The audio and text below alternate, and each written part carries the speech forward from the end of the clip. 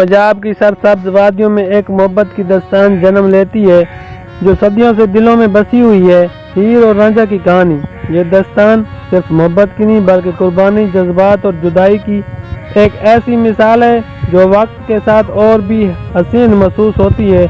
रांझा, जिसका नाम दीदू रांझा था, चौधरी के घर पैदा हुआ। वो 8 भाइयों में सबसे छोटा था और सबका लाडला, लेकिन रांझा की तबीयत गांव के खेतों और जानवरों की देखभाल से ज्यादा बांसुरी और मौसीकी की तरफ मायल थी। वो घंटों दरिया के किनारे बैठकर बांसुरी बजाता और हवा की झोंकों के साथ अपनी धुन को बहा देता। यही बांसुरी उसकी मोहब्बत की पहचान बनने वाली थी। दूसरी तरफ हीर सिद्धू की लाडली बेटी थी। वो हुस्न की मिसाल थी, चांद जैसा चेहरा, लंबी जुल्फें और आंखों में ख्वाब। हीर जिद्दी भी थी लेकिन दिल की इतनी ही नरम कि सबको अपनी मुस्कुराहट से मशहूर कर दे। एक दिन किस्मत ने ऐसा पल बनाया कि रांझा हीर के गांव आया। वो अपने भाइयों के सख्तियों से दिल बर्दाश्त होकर घर छोड़कर निकल पड़ा था। गांव पहुंचकर उसने हीर के बाप की गाय चराने का काम संभाल लिया। सुबह की सूरज की नरम किरणों के साथ जब रांझा बांसुरी बजाता तो सारा माहौल जैसे रुक जाता। हीर अपनी खिड़की से छुप कर सुनती और दिल में एक अनजानी ख्वाहिश जन्म लेती। पहला सामना तब हुआ जब हीर ने पहली बार रांझा को करीब से देखा। दरिया के किनारे सब्ज घास पर बैठा, आंखें बंद किए बांसुरी की धुन में खोया हुआ रांझा, जिसे ख्वाबों का किरदार लग रहा था। हीर के कदम खुद ब खुद उसकी तरफ बढ़ने लगे।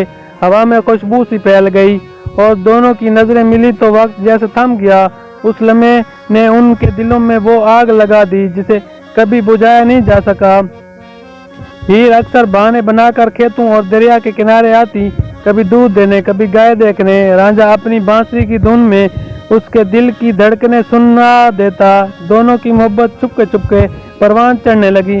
कई शामें ऐसी आईं जब सूरज डूब रहा होता और हीर रांझे के कंधे से टकरा कर बांसुरी सुनती रहती। दरिया की लहरें, परिंदों की आवाजें और बांसुरी की धुनें जैसे एक ही कहानी सुना रही होती। मोहब्बत के ये दिन ख्वाबों की तरफ थे, मगर हर मोहब्बत के रास्ते में आजमाइश जरूर आती है। हीर के चचा काजी और उसके घर वाले उस रिश्ते के सख्त मुखालिफ थे।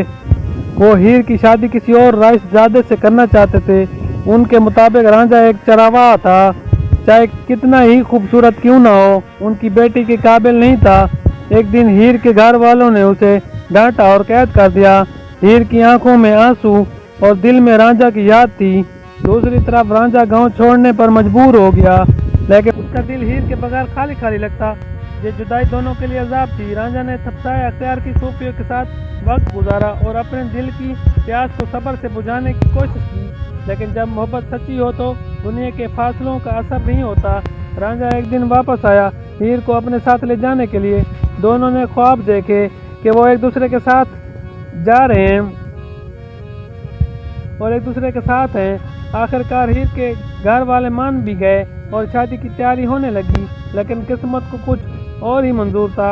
हीर के चचा काजी ने साजिश की और शादी वाले दिन जहर मिला दिया। दूध ही हीर को पिलाया। हीर ने रांझा के इंतजार में दम तोड़ दिया। रांझा जब पहुंचा तो हीर की आखिरी सांसें बाकी थीं। वो उसके गले लगा और वो लम्हा मोहब्बत की सबसे दर्दनाक याद बन गया। हीर के बाद रांझा ने भी ज्यादा देर न जी सका।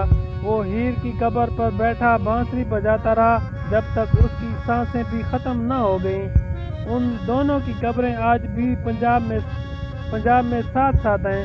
उनकी मोहब्बत खुशबू आज भी फिजाओं में बसी हुई है। ये कहानी हमें सिखाती है कि सच्ची मोहब्बत वक्त, फासले या दुनियावी रुकावटों से कभी कम नहीं होती।